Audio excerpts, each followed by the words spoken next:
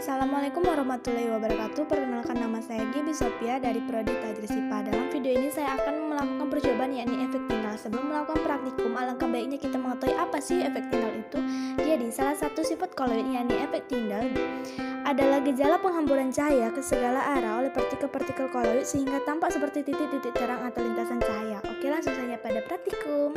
Pada praktikum kali ini kita menggunakan 3 buah gelas, air, sendok, serta bahannya yaitu kopi, garam, dan sabun cair.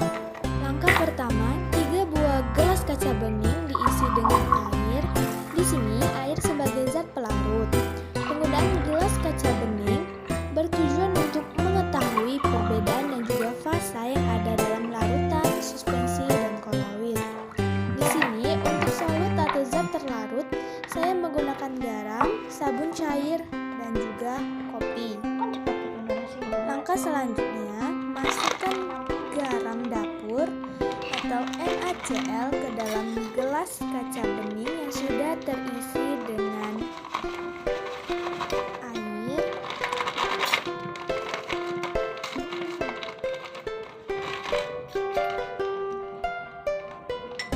Lalu aduk menggunakan sendok hingga terlarut sempurna garam dan juga air.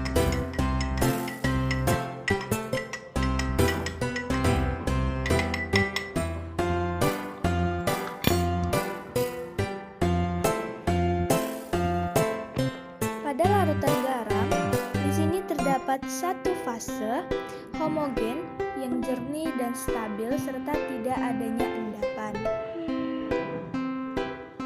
Pada gelas kedua, saya menggunakan sabun cair. Sabun cair dimasukkan ke gelas yang berisikan dengan air, lalu aduk dengan sendok hingga tercampur sempurna.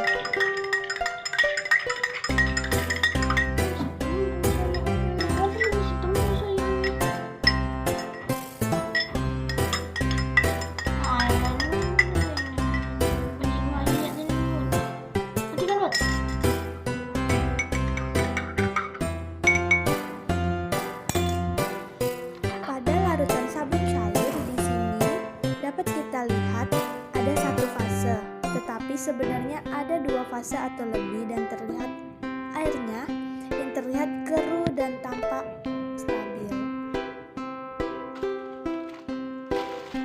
Pada gelas ketiga saya menggunakan kopi. Kopi dimasukkan ke dalam air lalu campur atau aduk hingga terlarut sempurna.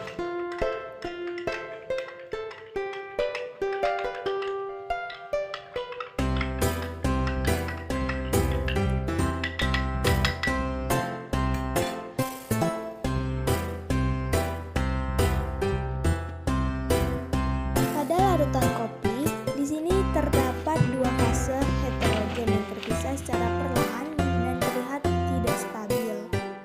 Pada gelas pertama, yaitu larutan garam, cahaya terlihat jelas dan cahaya dapat diteruskan ke sisi lain gelas serta cahaya dapat menembus air di dalam gelas dan efek tindal dalam larutan garam ini tidak tampak. Maka dari itu larutan garam disebut sebagai larutan.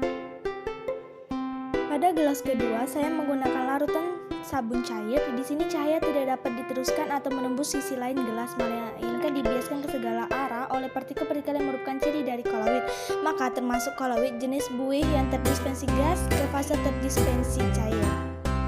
Pada gelas ketiga, yaitu larutan kopi, cahaya dari senter tidak dapat dilewatkan dari larutan kopi, melainkan cahaya hanya berkendar dalam larutan. Maka larutan ini dapat disebut sebagai suspensi. Kesimpulan yang dapat diambil setelah melakukan percobaan efek tindal yakni gelas pertama yaitu larutan garam termasuk larutan karena dapat meneruskan cahaya dan partikel antara garam dan air tidak dapat dilihat pada gelas. Pada larutan kedua yakni sabun cair, larutan ini termasuk koloid karena larutan ini tidak dapat meneruskan cahaya dan juga 2 partikel antara sabun cair dan air tidak dapat terlihat. Pada larutan ketiga, larutan kopi. Larutan ini termasuk suspensi karena larutan ini tidak dapat meneruskan cahaya dan 2 partikel antara kopi dan